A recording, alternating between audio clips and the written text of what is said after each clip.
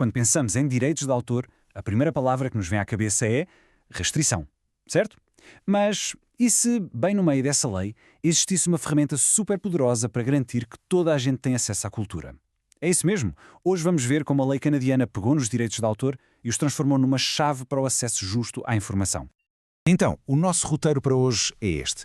Vamos começar por perceber o tamanho do problema. Depois, mergulhamos na solução que a lei nos dá e como é que isso funciona no dia-a-dia, incluindo um teste muito importante chamado pesquisa razoável. E para fechar, vamos pensar um bocadinho no futuro e em como podemos melhorar ainda mais este sistema. Ok, vamos lá então. Para percebermos a solução, temos de começar pelo problema, claro, e é um problema bem real e que afeta muita gente. Pensem nisto. E se um livro não existisse num formato que desse para ler? Parece uma pergunta simples, não é? Mas as implicações são gigantescas. Para a maioria de nós, pegar num livro é das coisas mais normais do mundo. Mas para milhões de pessoas, um livro normal, em papel, é basicamente uma parede intransponível. E quando digo milhões, não estou a exagerar. Estamos a falar de 5,2 milhões. É este o número de canadianos que dizem ter dificuldades com material impresso. Reparem, isto não é um problema de um grupinho pequeno. É uma falha enorme no sistema, que deixa uma parte gigante da população de fora do acesso à cultura e ao conhecimento. Então, perante esta falha, o que é que se faz? Bem, a lei dá-nos uma solução. E não é uma daquelas alíneas escondidas ou um truque qualquer. É uma ferramenta legal, pensada de raiz, para construir uma ponte por cima deste buraco na acessibilidade. Essa ferramenta chama-se Artigo 32 da Lei de Direitos de Autor do Canadá. Basicamente, é uma exceção à regra que diz que se pode criar cópias de livros e outros materiais em formatos alternativos para pessoas com certas dificuldades e, o melhor de tudo, sem ter de pedir autorização a ninguém. O objetivo é só um: acesso justo para todos. Mas o que a lei quer dizer com deficiência perceptual? Bem, a definição deles é... Uau, super abrangente.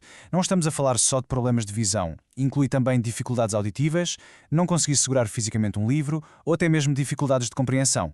E esta visão alargada é crucial. Sabem porquê? Para garantir que ninguém fique para trás. E formato alternativo? O que é isso? Pensem em cópias feitas à medida. Pode ser um livro em braille, claro, ou um audiolivro com um sistema de navegação especial chamado Daisy, ou até um e-book, um EPUB, mas com extras, como descrições de imagens ou uma forma mais fácil de saltar entre páginas. Ok, e agora uma pequena, mas importante distinção.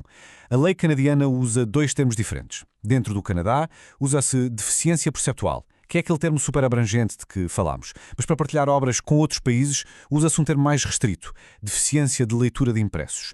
Este está alinhado com os tratados internacionais, mas curiosamente deixa de fora as dificuldades auditivas. É um pormenor técnico, mas importante. Certo, já percebemos a lei. Mas na prática, no dia-a-dia de uma biblioteca ou de uma escola, como é que isto funciona? Não é a sorte, claro. Existe uma espécie de checklist, 4 perguntas-chave para garantir que está tudo a ser bem feito. Então, o processo é este. Primeiro, o utilizador é elegível, ou seja, a pessoa encaixa na definição da lei. Segundo, o formato alternativo é mesmo necessário para aquela pessoa ter acesso. Terceiro, a organização que vai fazer a cópia é uma entidade qualificada, sem fins lucrativos. E, por fim, a quarta e talvez a mais importante pergunta, que nos leva direitinhos ao próximo ponto. Já existe uma versão acessível à venda? Vamos focar-nos a sério nesta última pergunta, porque é aqui que a coisa fica mais detalhada. A ideia da lei não é passar por cima do mercado. É preencher as falhas quando o mercado não dá resposta. A regra de ouro é esta. A exceção só se aplica se a obra não estiver à venda num formato que sirva. Tão simples quanto isso. Se uma editora já vende uma versão acessível que funciona para a pessoa em questão, então não se pode usar esta exceção. O objetivo é tapar um buraco, não criar concorrência desleal. Mas claro, a palavra razoável pode ser um bocado vaga, não é? Por isso, a lei ajuda e define o que é uma pesquisa razoável com base em 4 pontos muito práticos. Primeiro, as funcionalidades. Imaginem um livro de estudo sem números de página. Não serve, pois não?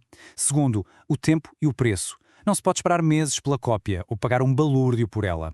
E por último, o esforço. A biblioteca não tem de fazer uma investigação digna do FBI para encontrar a obra. Se a versão que está à venda falhar num destes pontos, então, luz verde para criar uma cópia. Ok, já vimos como se cria uma cópia. Mas o objetivo final é muito maior do que isso. É sobre construir um sistema que funcione melhor para toda a gente. Não se trata só de seguir as regras à risca, mas de pensar em princípios que tornem tudo mais eficiente e mais justo. E como é que se constrói este sistema? com algumas boas práticas que fazem todo o sentido. A palavra-chave é colaboração. Antes de começar a adaptar um livro, verificar se outra biblioteca já o fez. É importante também proteger o trabalho, adicionando um aviso de direitos de autor. E claro, o acesso tem de ser gratuito, sem taxas. E talvez o mais importante de tudo, guardar estas cópias para o futuro, para que outras pessoas as possam usar. A ideia é muito simples. Não vamos fazer o mesmo trabalho 2 vezes, pois não? E da mesma forma que há coisas boas a fazer, também há práticas antigas que, sinceramente, já não fazem sentido nenhum. Por exemplo, obrigar alguém a provar que comprou um livro que não consegue ler. Isso não tem lógica e a lei não o exige. Ou destruir uma cópia acessível depois de ser usada é um desperdício inacreditável de tempo e dinheiro. E claro, a tal pesquisa razoável não pode ser uma desculpa para demorar uma eternidade a entregar o material a quem precisa. No fundo, tudo se resume a isto. Esta citação diz tudo sobre a filosofia por trás desta lei. O objetivo aqui não é fazer um favor ou um ato de caridade. Nada disso. É uma questão de direitos humanos. É sobre nivelar o terreno de jogo, para garantir que o acesso à cultura e à educação é mesmo para todos. Isto deixa-nos a pensar no futuro, não é? Porque, vamos ser sinceros, criar estes formatos alternativos é reagir a um problema. A verdadeira vitória, o objetivo final, seria um mundo onde a acessibilidade é pensada desde o minuto zero. Um mundo onde todo o conteúdo já nasce acessível. Aí, se calhar, um dia, estas seções já nem seriam precisas. E é para aí que temos de caminhar.